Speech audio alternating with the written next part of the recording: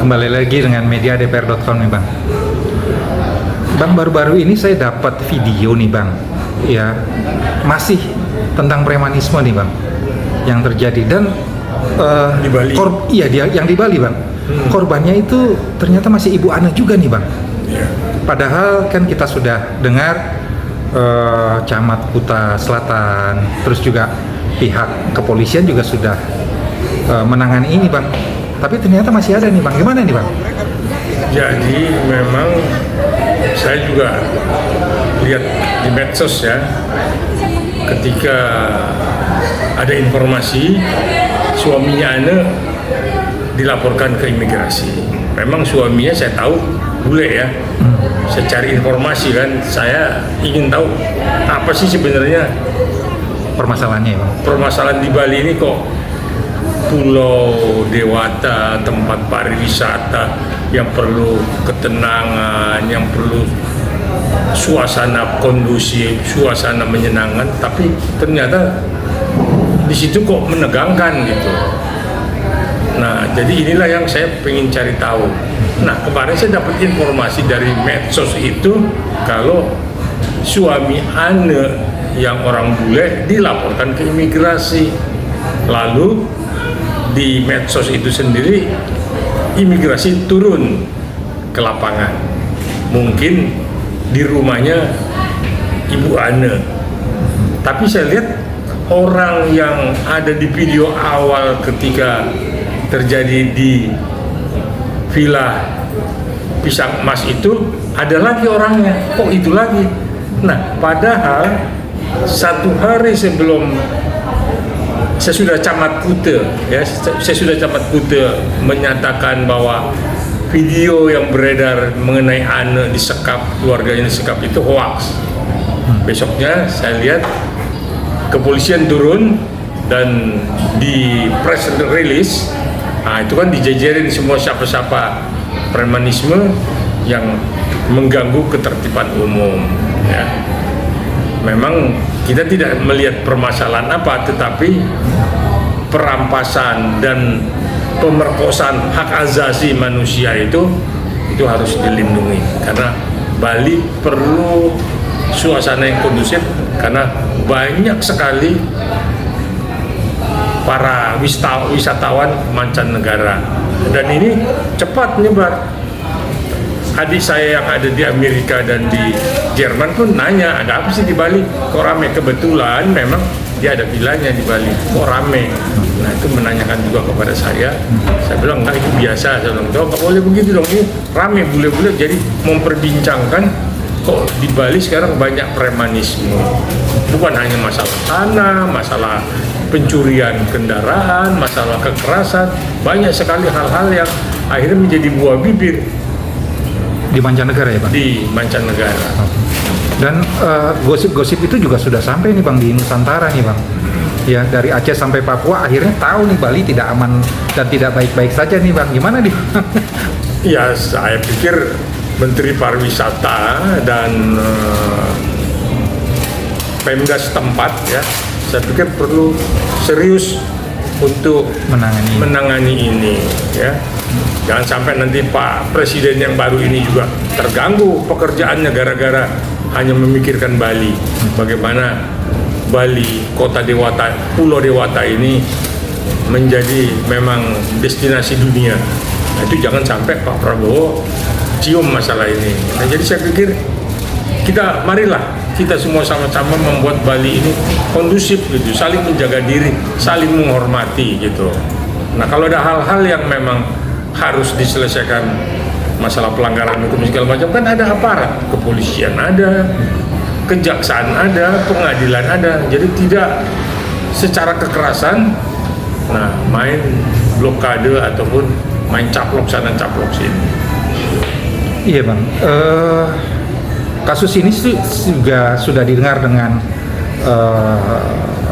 Ketua DPD Bali ya Bang, Arya Wedakarna Bang, sempat menulis surat ya Bang, resmi lagi Bang, berlogo DPD itu sampai ke Presiden Prabowo Bang.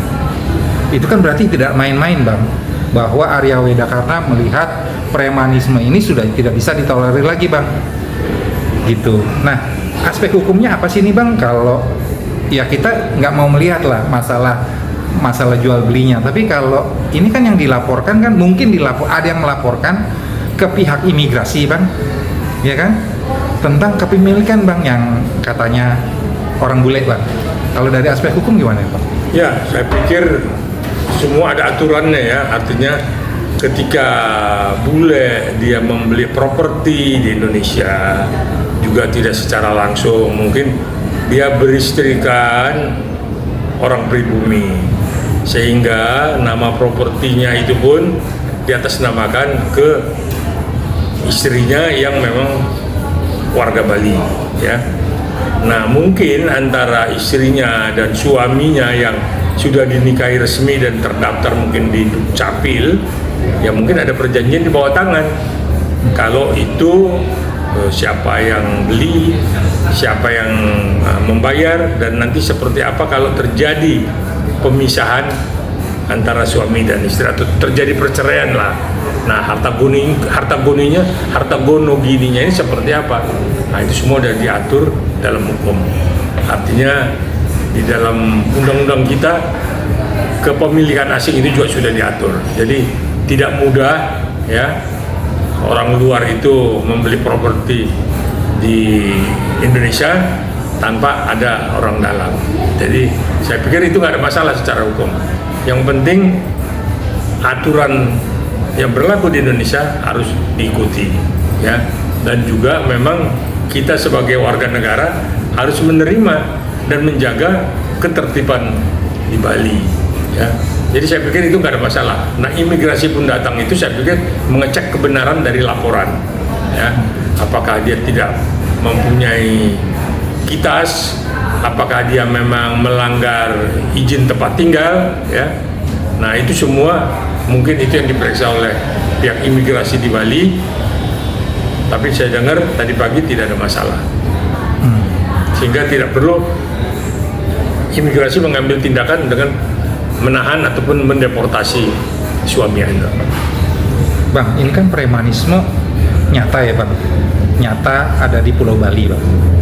Dan itu premanisme itu yang kita lihat Bang, itu bukan orang Bali Bang, orang luar Bali Bang. Itu gimana tuh Bang bisa seperti itu Bang? Ya siapapun boleh masuk Bali. Tapi ya saya minta memang pihak kepolisian juga mengawasi, jangan sampai siapapun itu bisa berbuat apapun. Jadi semua ada aturan mainnya, jangan sampai melanggar hukum. Itu yang ketertiban untuk umum, itulah pihak kepolisian harus hadir ya di tengah-tengah masyarakat Bali. Jadi setiap ada tindakan, ada kejadian, polisi cepat bertindak ya.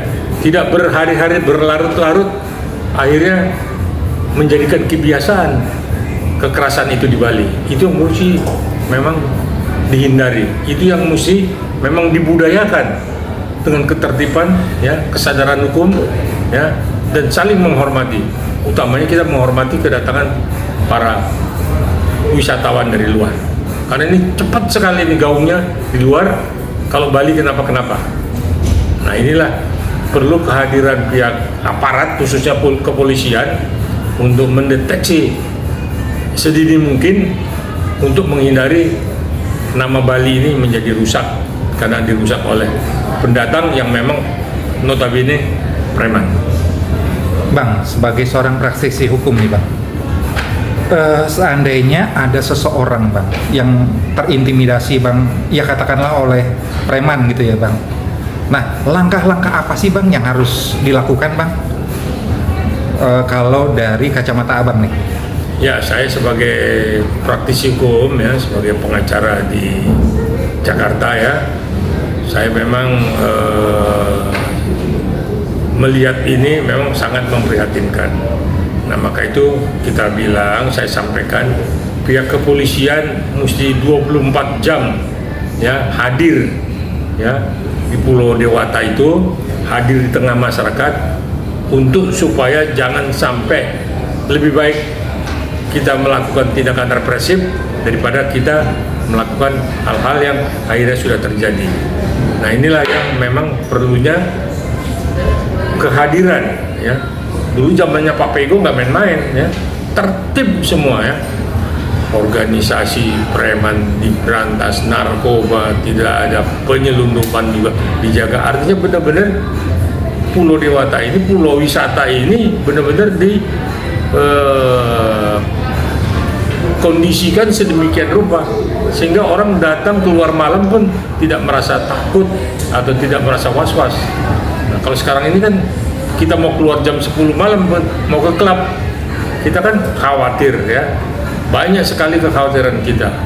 Nah, kenapa? Nah itulah perlunya kehadiran pihak aparat khususnya kepolisian untuk ada di tengah-tengah masyarakat dan wisatawan mancanegara. Bang, untuk premanisme ini Bang, kalau aturan hukumnya Bang, apakah nunggu pelapor dulu atau bisa melakukan tindakan preventif nih Bang? Nah, gini. Jadi kita jangan salah sangka ya. Artinya tidak semua orang hitam yang warna kulitnya beda itu langsung kita konotasikan dengan preman. Sepanjang dia tidak melakukan pelanggaran hukum, saya pikir itu bukan premanisme ya. Itu orang biasa, mungkin wisatawan segala macam ya. Ya, tetapi ketika dia melakukan tindak kekerasan ya dan berulang-ulang ya dan berkelompok, nah itu baru kita bisa bilang mungkin premanisme.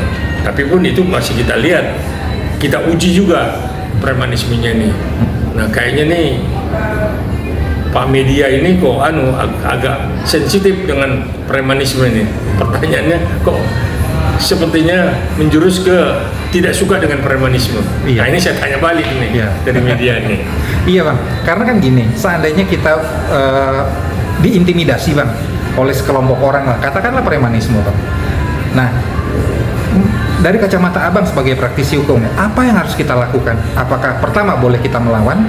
Yang kedua, apakah kita harus lapor pada pihak yang berwenang Bang? Ya, jadi kita sebagai warga negara yang baik ya, ketika kita memang merasa diganggu dan merasa juga dirugikan, kan ada sarana untuk melakukan laporan. Kita bisa ke kantor polisi ataupun ke aparat setempat ya untuk minta perlindungan hukum ya. Kita juga tidak boleh menjadi bahagian dari preman itu. Jadi kalau ada apa-apa kita melapor kepada aparat keamanan ya supaya memang kita terhindar ya.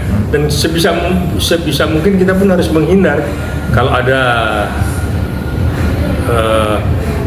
tindak kekerasan yang kira-kira akan muncul ya. Saya pikir lebih bagus menghindar lah daripada kita meladeni ataupun kita melawan ya. Jadi saya pikir itulah gunanya kehadiran 24 jam aparat keamanan ya di tengah-tengah masyarakat.